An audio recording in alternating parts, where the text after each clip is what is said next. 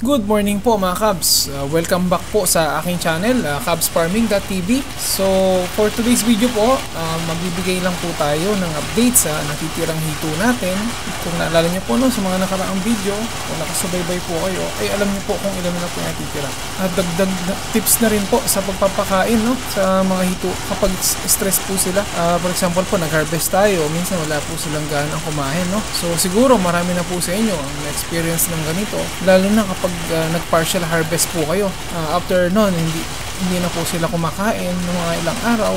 So ito po yung topic natin for today. So ang video na ito ay for information lamang at based lang din po sa mga mentor natin na nag-share ng mga experience po nila sa mga sinusuplayan din po nila ng fingerlings. So sinishare din po sa atin yung mga na-encounter po nila. At syempre, sa experience na rin po natin sa pag-aalaga ng hito.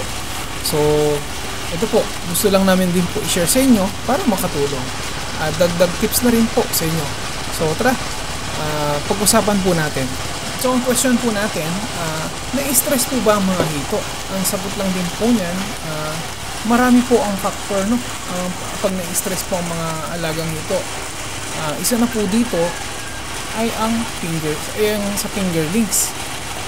Karamihan po kasi sa fingerlings, pwede manggaling sa earth pan or sa concrete pan. So for example, may buyer tayo bumili ng fingerlings. Kung ang fingerlings ay galing sa earth pan at dinipat sa concrete pan, may impact din po. Syempre, bagong environment, so nag-a-adjust din po sila. Hindi maiwasan ang mortality. So yun po yun, na-stress po sila, kasi bago pong environment.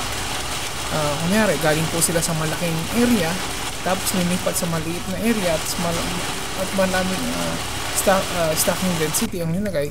So, mayroong impact po sa kanila yon. So, nagkukos din po siya ng stress. So, unlike po, kapag bumili po kayo ng fingerlings, at lumaki po from fry to fingerlings, lumaki po sa concrete pan. So, tapos nilipat din natin may buyer tayo, bumili ng fingerlings, sa concrete pan din po siya. So, yun po, mas less po yung stress nila. Kasi po, lumaki na po yung fingerlings dati dun sa concrete pan din. So, hindi na po sila masyadong mag-a-adjust sa environment. So, same lang din po kasi yung pinanggalingan nila. So, nagkakatalo lang minsan sa water temperature. So, mas mainam, ma-adapt muna nila yung temperature ng tubig bago nyo ilagay yung fingerlings, 5 to 10 minutes.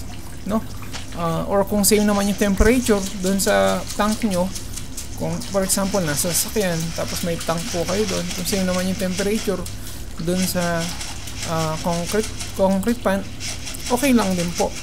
At kung malalaki naman yung hito nyo, okay lang din. Wala pong problema yun. So, para hindi sila mabigla sa water temperature po, So, karamihan po sa mga hito natin, like sa fingerlings, pag bagong dating po sila, mapapansin nyo nasa ilalim po sila, Madalas nasa ground level po sila ng pan. Ganyan po talaga yung gusto ng hito. Usually nasa ilalim po sila. Kaya mas mainam pag nagpapakain po kayo, pag ganon, kunyari ayaw po nilang kumain, kasi bago lang din po sila, nag-a-adjust pa. So, basahin nyo po ng konti yung tubig, para bumigat siya.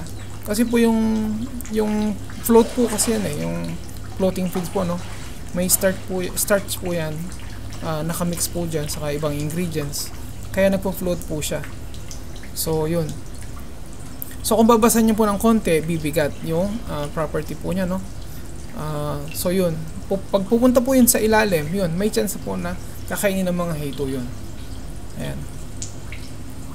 So, yun po yung sekreto din po, para makakain po yung mga hito nyo, lalo na pag ayaw nilang pumunta sa taas. At isa pa, lalo na pag bagong harvest, minsan, after nyo mag-harvest, mapapansin nyo, wala na po silang ganang kumain yung mga hito after nilang ma-harvest. So, mas mainam, wag muna kayo mag-harvest ng 1 week.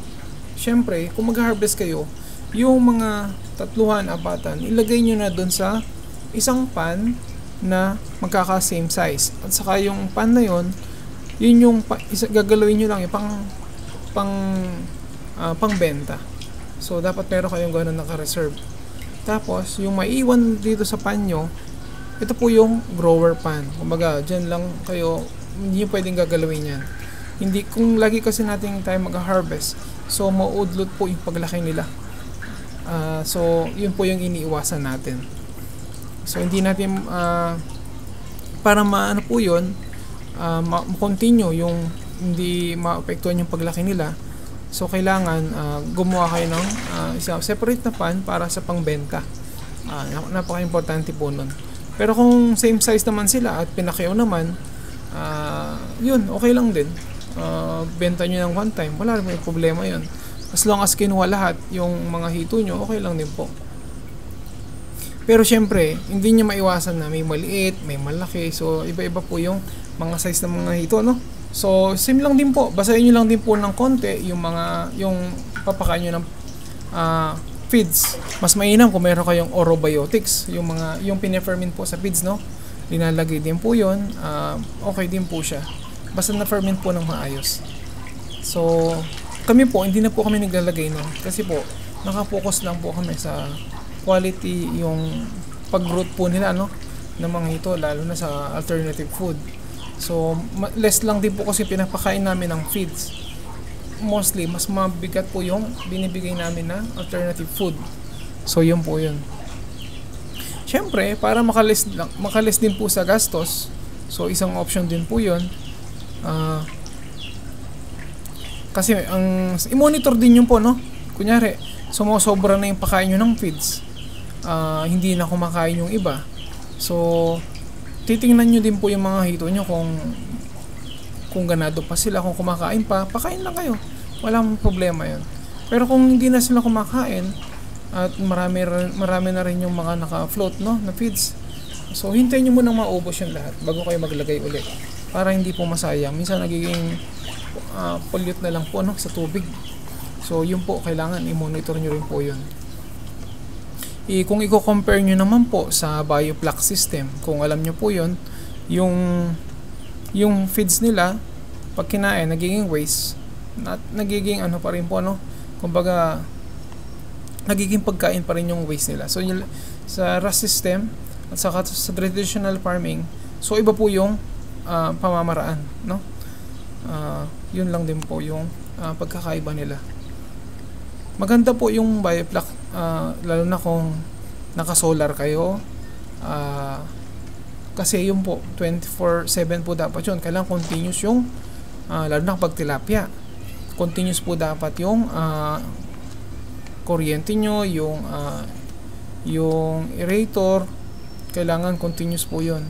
Yung air pump, kailangan continuous po yun para hindi po sila, kailangan magkaroon ng flock dun sa yung isang tip din, kung naalala nyo, yung nagkaroon kami ng, hindi naman siya fungus, parang disease na rin. So yun, lang po kami, continuous yung tubig, continuous yung water, tas asin, yun lang. Nagpalit lang kami ng tubig, yun, naging okay na po sila. Tas naglagay na rin po kami ng Nitrofix, tamang palit ng tubig. So ganun lang po, napaka-simple lang din po siya. Kung naalala niyo yung video ko, mga last, October,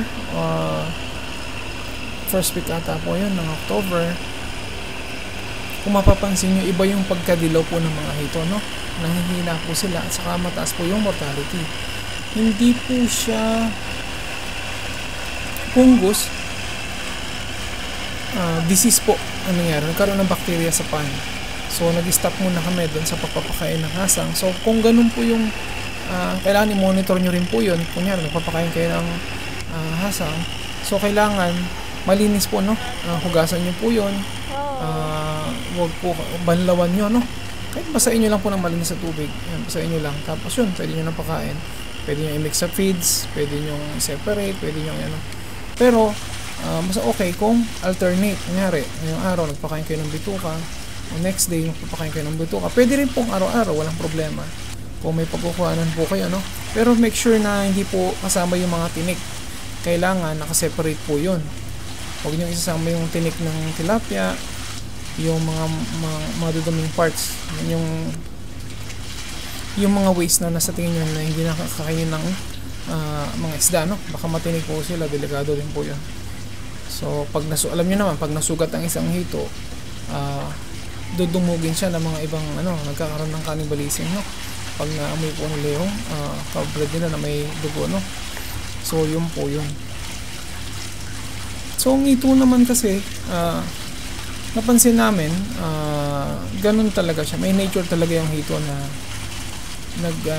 may mga mahihina at saka may malalakas, may mabibilis lumaki, may mahihinang lumaki, hindi na lumalaki.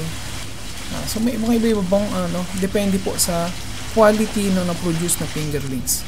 So yun po yung sasabi po namin dyan. Habang tumatagal, humihina din po yung pagbibreed, no, ng mga linalabas na fingerlings. So kailangan magkaroon ng panibagong breed na magandang quality na fingerlings. So yun po yun. So kailangan make sure na maganda po yung pinagkukuhanan nyo ng fingerlings. At kasi kung hindi po, tas matagal yung pag-aalaga ng hito, mapapansin nyo mabot ng 5 months, 6 months. So hindi po siya profitable yung business pag ganun. Masyado na po mahaba. Dahil na rin po sa hindi po maganda yung pagkakuha ng fingerlings. So ito po, sana may natutunan po kayo kahit kaunti lang yung na-discuss po natin ngayong araw. Siyempre sana nakatulong sa inyo, no? Kung naintindihan nyo po yung explanation ko. Kung hindi naman, pwede kayo mag-comment at pwede kayo mag-suggest. Wala pong problema, open po tayo dyan. Kung na-experience nyo na, mag-comment po kayo. At kung ano pa yung masasuggest nyo, kung may alam din kayo, i-share nyo rin po sa amin para at least magkaroon tayo ng idea. Okay? So ito po, sinishare namin po sa inyo to at napaka-useful po at nasubukan na po namin. So dito po, tulungan po tayo dito kasi kailangan po ng bansa natin na makapag-supply po tayo ng sarili nating fish po, no? Nagkukulangan na po tayo ng fish production. Kailangan po natin ng ito po yung magiging solusyon po natin sa bansa natin. So magtulungan po tayo. Lahat po ay para sa ikaw unlad ng lahat. So ito po yun. So maraming salamat po and God bless po ang lahat. Happy farming. Bye bye.